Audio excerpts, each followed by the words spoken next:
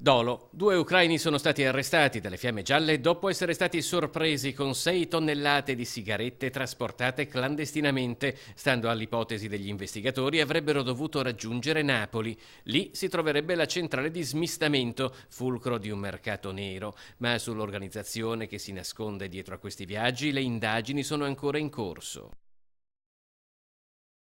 Mestre, su di loro pendevano 2 condanne a 2 anni e 8 mesi a testa per reati connessi all'immigrazione clandestina. 2 kosovari di 34 e 36 anni sono stati arrestati dalla Polizia Stradale di Venezia durante un servizio di vigilanza stradale lungo il passante di Mestre e la tangenziale. I 2 erano assieme ad un connazionale a bordo di un furgone con targa straniera nell'area di servizio Arino Ovest sulla carreggiata in direzione Milano. Sono stati rinchiusi nel carcere di Venezia. Jesolo, una pattuglia della polizia locale ha individuato un appartamento abitato da 5 persone di nazionalità del Bangladesh che vivevano in appena 50 metri quadri, un appartamento nel quale conservavano merce contraffatta chiusa in sacchi e zaini. È stata trovata una grande quantità di occhiali e borse, soprattutto circa 500 pezzi. I 5 occupanti dell'appartamento sono stati tutti denunciati in concorso per detenzione di materiale con segni falsi.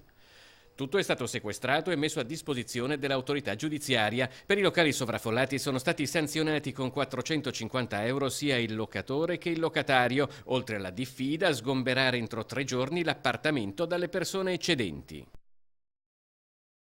Mestre, la telefonata è arrivata al 113 dopo la mezzanotte. Un passante segnalava di aver notato alcuni soggetti che danneggiavano a calci e pugni distributori automatici di bibite posizionati accanto alle piscine del parco albanese alla Bissuola. Le volanti rintracciavano immediatamente 2 dei responsabili, mentre altri 2 riuscivano a dileguarsi, identificandoli per 2 giovani mestrini di 18 e 19 anni incensurati, i quali venivano condotti presso gli uffici della Questura di Venezia. Qui dichiaravano di avere scavalcato la recinzione del parco e di aver tentato di appropriarsi dei generi alimentari contenuti nei distributori, senza peraltro riuscirvi. Sono stati denunciati per tentato furto in concorso e successivamente rimessi in libertà.